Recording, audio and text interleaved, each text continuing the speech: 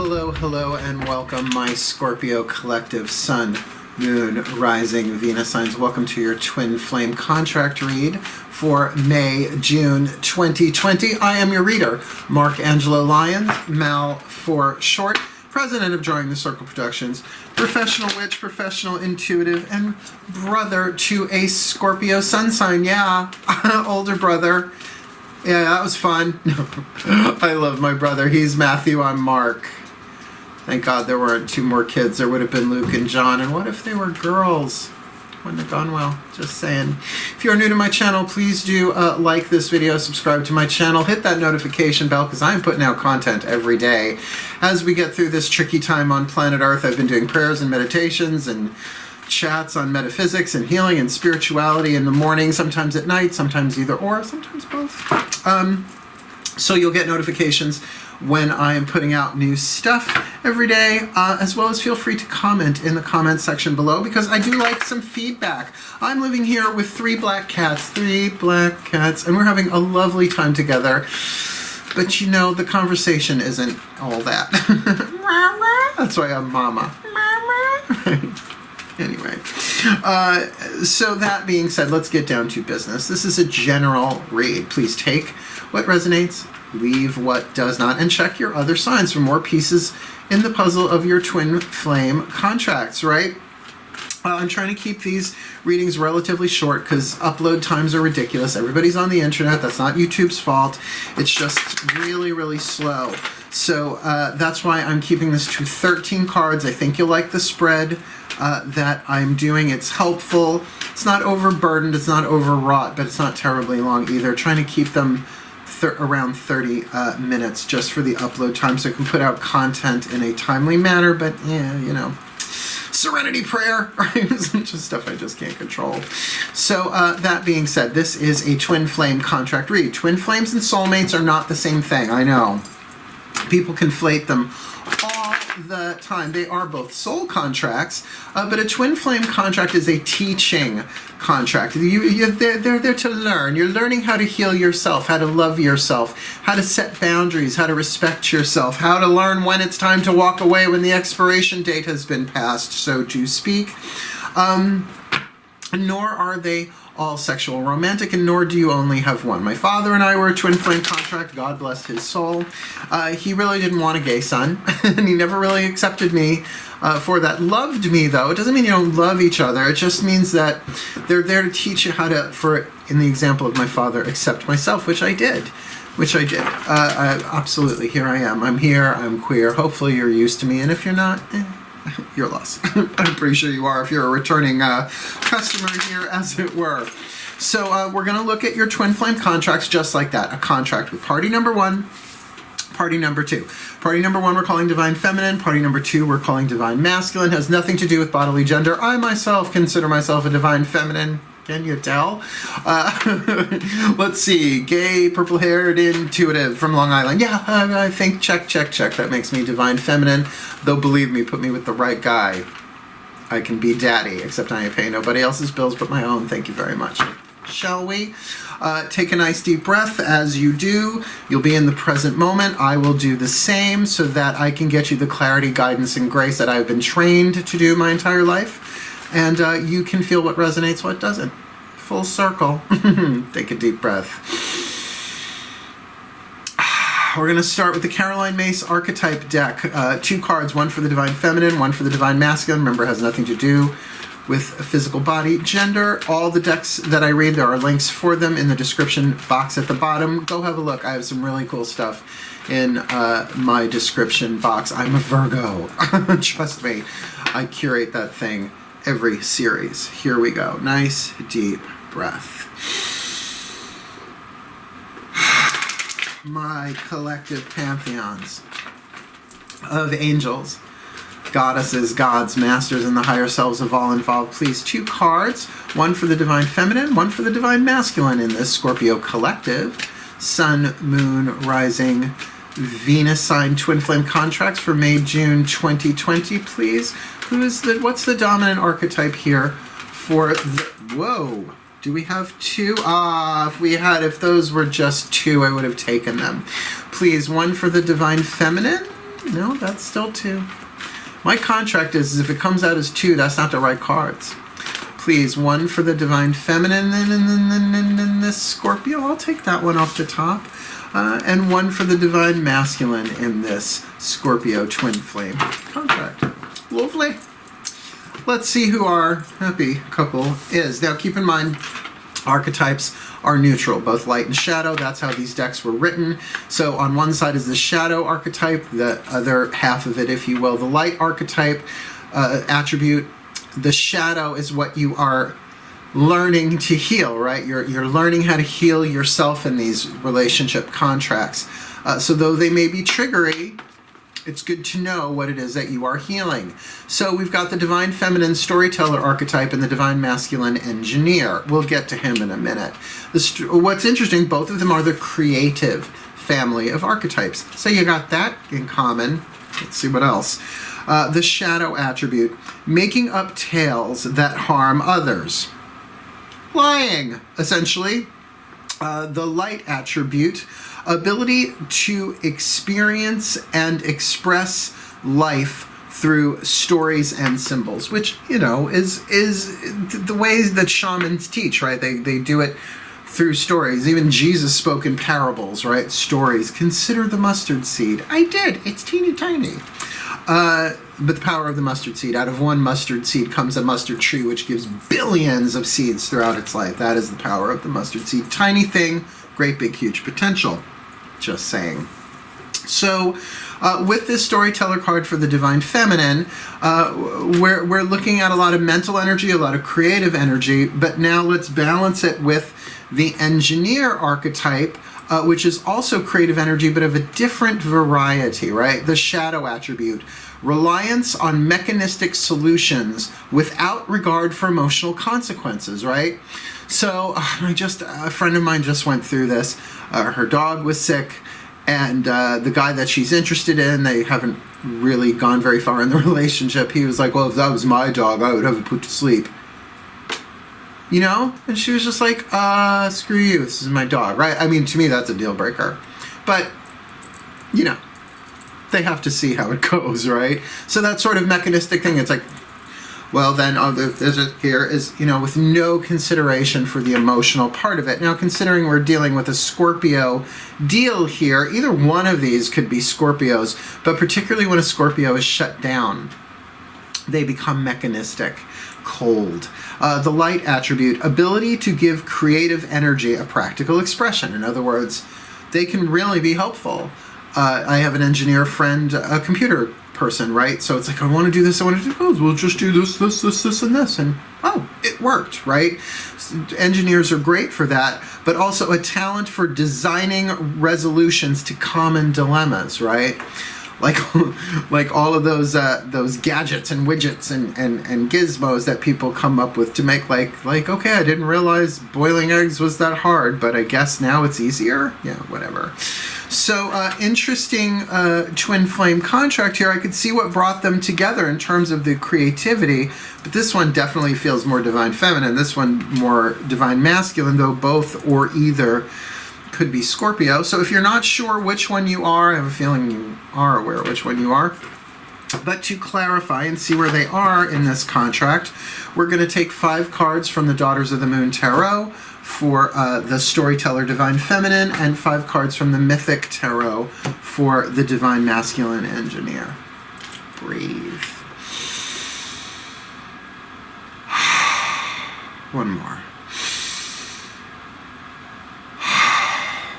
My goddesses, please. 5 cards.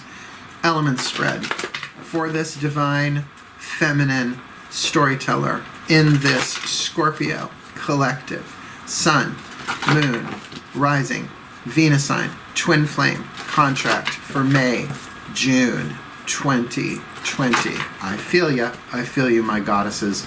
Please give me these 5 cards. First card, element of fire. What is it this Divine Feminine Storyteller wants? Element of earth. What does she have that fuels the fire that lets her get what she wants, or can get her what she wants? Element of air. What? Oh, no. Element of air. Yep, there it is. What is she thinking? Element of water. This one too. What is she feeling? They're just poking me in the hands. A poking me. And element of spirit. What is the voice of the soul on this? Those slid out relatively easy. Let's see, for the Divine Feminine Storyteller, what's she want? Well, she wants the Lover's card, all right? She wants true love, real love, but understands that there will have to be a life-changing decision to make that happen. Look, there's infatuation, there's puppy love, but really, when it comes to the card of the Lovers, it's a major arcana thing. It is a soul contract. So if she wants that, she may not have that, right? Otherwise, if she had it, it would be in the element of earth, not the element of air. So chances are this is a romantic contract, because the Lovers is often about a love affair, but a life-changing one that can lead to commitment or, you know, a complete transformation of your life. There's a difference between a choice and a decision. A choice is, I think I'll have a cup of coffee. Level of choice, level of consequence. Oh, do you like my wonder mug? She's a wonder. Right? Level of choice, level of consequence. Not necessarily life-changing. I am moving to Brazil to work on a coffee bean farm is a life-changing decision, right?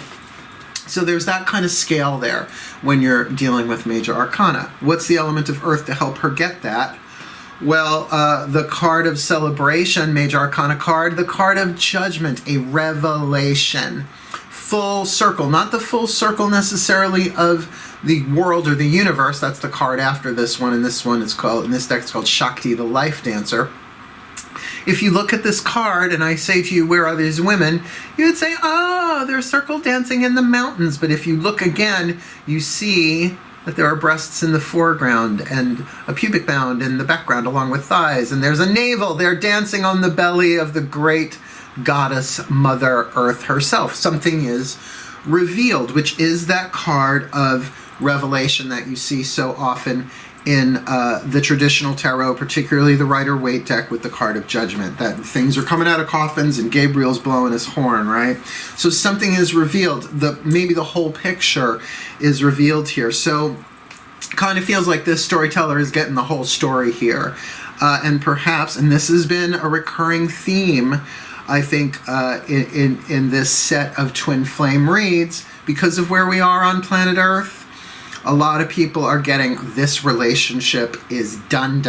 It's not just done, it's done. The expiration date we skidded past months ago, and now it's just sort of deteriorating. So maybe getting the larger picture of that, realizing that her needs are not getting met, that her desires are not getting met, and that her soul is not satisfied. Her soul might very well be telling her to move on, particularly with 2 major arcana cards in a row. What's she thinking? What's going on? The element of air, your third major arcana card. If you are the divine feminine here, this is the Spider Woman, the Wheel of Fortune, the timing. She's thinking about her fate and her destiny. She's thinking about, is this what I want my life to be? I'm at a certain age. In other words, she's looking at the story of her life. Here's where the story ends, right? And they just played that in my head. So kind of feels like it's time to snip this and move on to the next thread, start weaving another web, or at least that's what's in her mind, right? That's what she's thinking about, that the expiration date, the time for this one has come up and already passed. I'm thinking about her destiny. Is this all? Is that all there is? What's she feeling? Her element of water? Okay.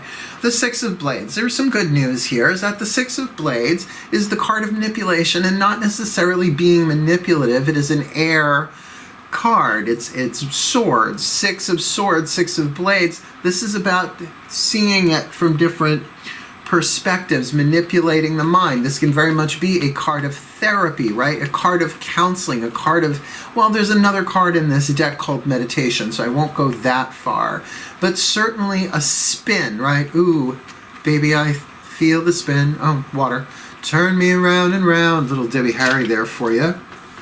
It maybe is getting that she has been manipulated by this engineer, or at least is sort of thinking about this away and going through her feelings and sort of changing the way she feels about this by thinking about there's got to be something better than this. Y'all are getting a lot of music today. Well, I do have DJ Hermes back there spinning on my cerebellum. The message of the Spirit. 8 of Cups, withdrawal, pulling back, pulling back, pulling back, pulling back. Not just pulling away from this relationship, pulling into herself. Doing some soul searching. And with 3 out of 5 major arcana cards, I see that, right? And remember, the light attribute, ability to experience and express life through stories and symbols. Definitely divine feminine feeling there. For our divine masculine, let's keep in mind we've got this engineer archetype here that feels very masculine, works hard, I get that, but let's get the element spread for him as well. Nice deep breath. My cats are doing gymnastics upstairs.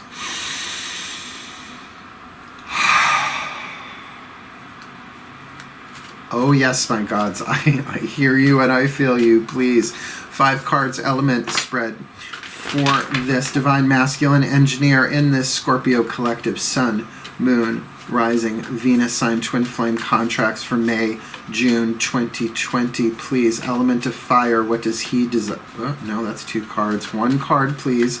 Element of fire, what does he desire? We'll take that.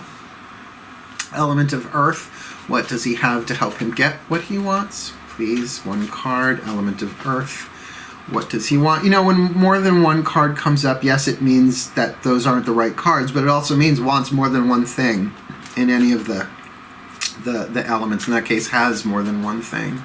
Element of air, what is he thinking? And certainly if this was a private read, I would pull those cards and look at them, but it's not, it's a general.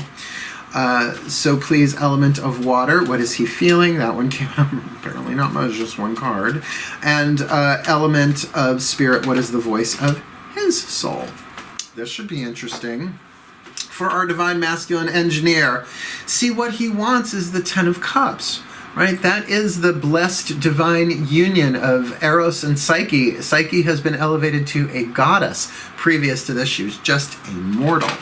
But through the trials of that Aphrodite put her through, go check the mythology of Cupid and Psyche. Psyche is the Greek word for the soul, so it's something the soul has to go through to really find completion and in order to be in divine partnership. We're all going through that on the path of true love. But the 10 of Cups, what he really wants is that happy, balanced marriage. Now, again, she's got the levers, he's got the 10 of Cups. If they're wanting it, that means they ain't got it, right? I don't feel like they want to be with each other anymore, and this has been a recurring theme in these readings. This is only the 8th one, but it seems like every single one has been like, we're out of here. And I've said in those other readings where it has shown itself this way, well, when you are sequestered in your domain with somebody where the time has passed, you get really, really clear. It's like, what is it? Fish are like company. After 3 days, they start to stink. Well, imagine a relationship past its expiration date. Not great. So he wants that. He wants that perfect partner, that 10 of Cups, that ecstatic fulfillment. Not feeling it here. What does he have to help him get that? The Hierophant. That there is more learning for him to do. And he has that learning, right? He has that ability to take the journey, but this might have to do not just with higher education, this might have to do with his own spirituality, his own spiritual path. Now, to make the point here, the character in this card is Chiron, the wounded healer, right?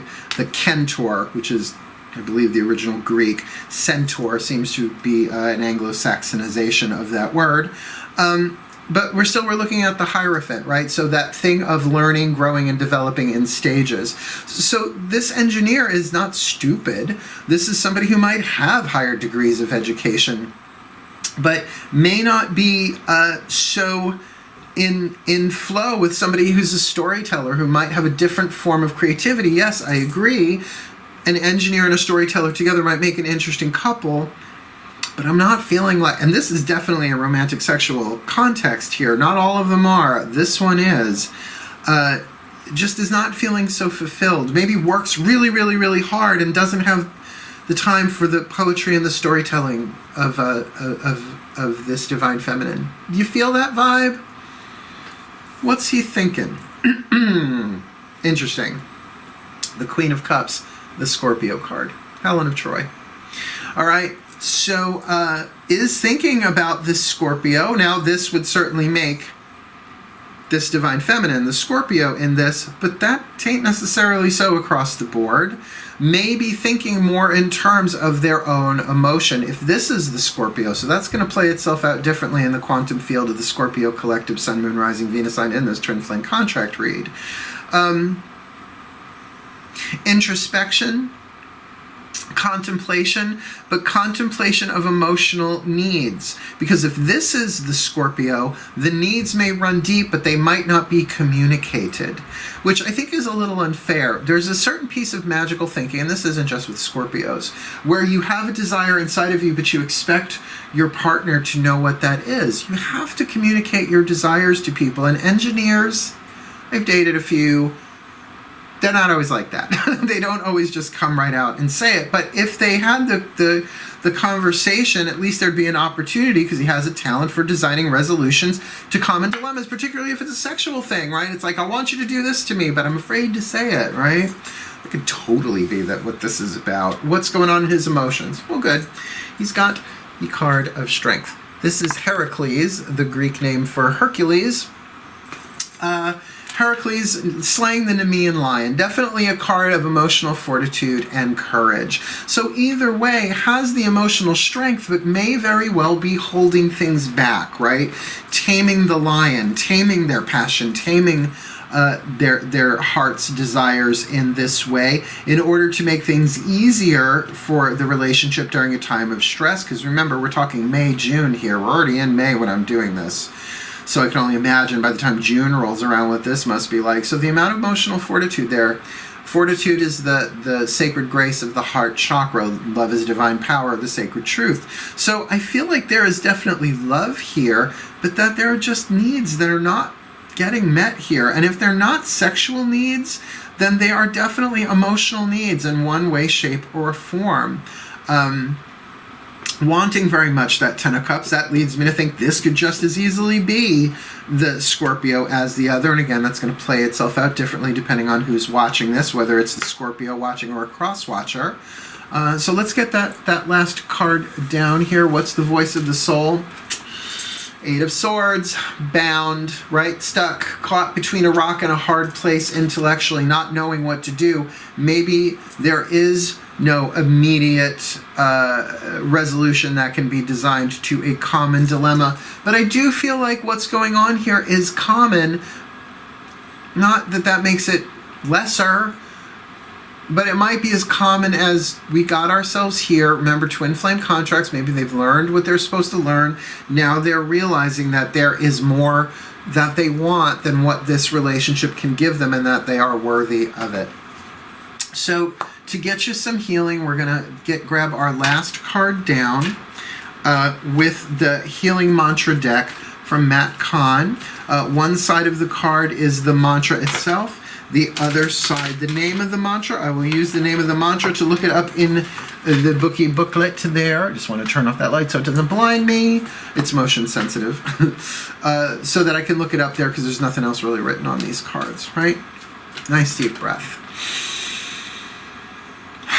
So where we worked with my collective pantheons, and then we worked with the goddesses, and we worked with the gods, now we will work with the ascended masters.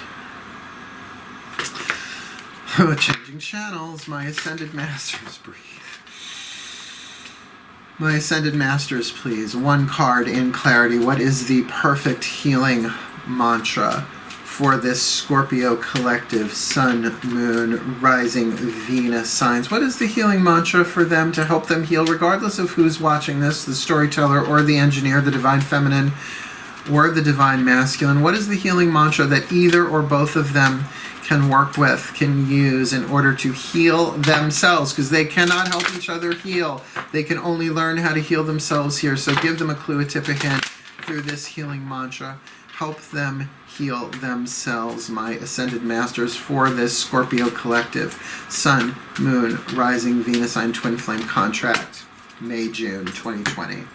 It's not that I'm stalling, I'm waiting for the card to hit my hand. Who we got here? Unraveling codependency, which indicates this is a codependent relationship. Unraveling codependency. Only I have to feel good about my choices. And of course I'm going to read that for you because, wow, that makes a lot of sense here. Look, just to clarify before I even read this, let me just get the thing ready. Codependency, it's not that it wasn't a thing. Really, the word isn't that, the phrase isn't that terribly, well, codependent is one word.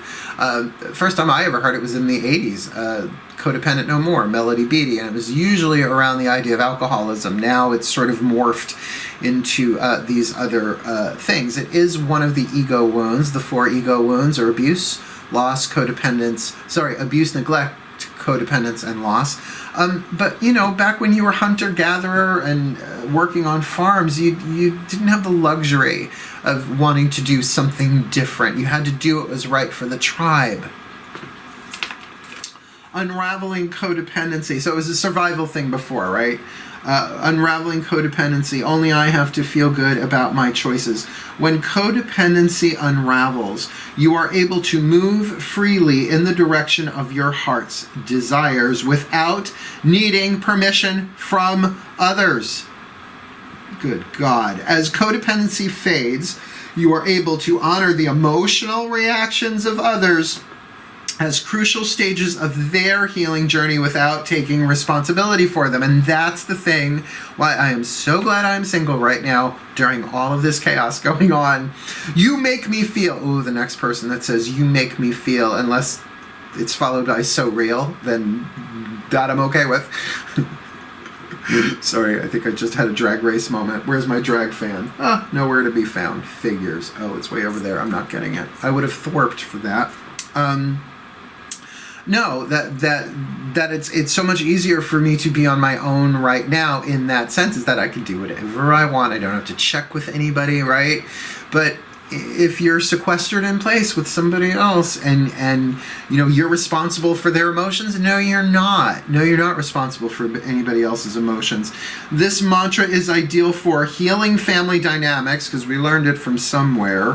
Cultivating emotional freedom, which doesn't mean freedom from emotions. It means freedom to feel everything without it necessarily dictating actions, and reclaiming personal power.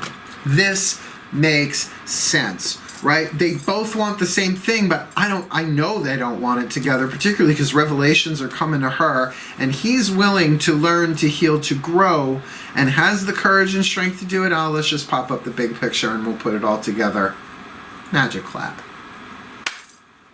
We've got the divine feminine storyteller archetype in the shadow, making up tales that harm others. That may well be the case here, but if she heals, and if she is in the process or has healed, she's moved into the light attribute of the ability to experience and express life through stories and symbols. And honey, this story feels like it is in its last chapter. If not, the book is closed.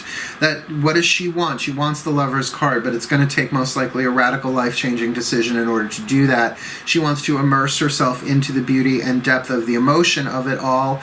And what she has to get her there is the revelation of seeing the larger picture, of connecting the dots, of completing the circle, and getting... yeah, the party's over on this one. Time to move on. And she's thinking about that too with the Spider-Woman, that this is its divine timing, right? This is the time. Even in the card, there is the waning crescent moon up in the corner there, saying that the thread is to be cut here, that it is time, that the threads of fate are moving her in a different direction, and she is able to complete and move into a new destiny. And with the Six of Blades there in the emotional field, the element of water, she's definitely aligning her mind with that, manipulating her mind in order to make this okay for her, perhaps even planning. And keep in mind the shadow attribute there, making up tales that harm others. Maybe she's making up tales to get her through this, or to kind of contemplate this in a way emotionally, intuitively, where she can do this and move into her new life with the least amount of harm. Of course, that's going to play itself out differently for different people in this situation. But the voice of the soul, the Eight of Cups, withdrawal, pull back, pull into the self, go into the self, take responsibility for your own emotions. Because really, what's the mantra? Only I have to feel good about my choices. And I would add to that, and my decisions, which is something that she's very much wanting in her element of fire there with the Lovers. And really, the same thing here for the Divine Masculine Engineer. In the shadow, reliance on mechanistic solutions without regard for emotional consequences. I do feel like this is someone who's educated with that card of the Hierophant, but maybe to his detriment, that there's only one way of doing this, and it's the way that he's learned to do it. However, the light attribute, if he can move into that, there's an ability to give creative energy, a practical expression, and a talent for designing resolutions to common dilemmas. And if the common dilemma is the story's over, the time has run out on this, can we do this amicably? It feels like he might be able to do that, because what does he want? He wants the Ten of Cups. He wants that ecstatic partnership. He wants someone of like mind, right? If you look at the card of Psyche and Eros here, they even look alike. They both have that same golden glow, right? She's got dark hair, he's got blonde hair, but she has been elevated to a place of divinity and deity where he always was. So there is an equal balance there. He's no longer rescuing her. She is an equal partner. As the soul, Psyche would be with love, right? Eros. In its healthiest form. And with that card of the Hierophant, they're literally holding a document, holding like a diploma there. Really, this is somebody who's educated. He will figure out a way for him to move forward with that. But when it comes to the mind here, it's either being influenced by emotions, right? And this is the Scorpio card, the Queen of Cups. Perhaps there is a sexual element here that is missing, and that is on his mind. Money, sex, power, other people's resources, that kind of stuff is on his mind. But in the emotional field, he has strong feelings here. This is somebody who has the card of strength and the emotional fortitude, but may not show it. That's why either one of these really could be the Scorpio. So that's why I'm glad I did the spreads here, because just Storyteller and Engineer, that might not say enough here, but definitely he has the strength to endure whatever is necessary here to move on and start again. But really, with that Eight of Swords, the message from the soul, he's a little bound, probably bound to a belief system. He may not be able to completely free himself from the mental aspects of what is supposed to be in life, and yet may very well get, even with this high level of intelligence, even if that is mechanistic intelligence, like, I'm sorry, computer programmers, people who work in the IT field have a very high level of intelligence, but that doesn't necessarily mean emotional intelligence, but yet has the emotional strength to endure this, though may very well be a little bound, stuck between a rock and a hard place, his shadow and his light. Regardless, the mantra here for unraveling codependency, only I have to feel good about my choices, whether this is the Divine Feminine Storyteller or the Divine Masculine Engineer.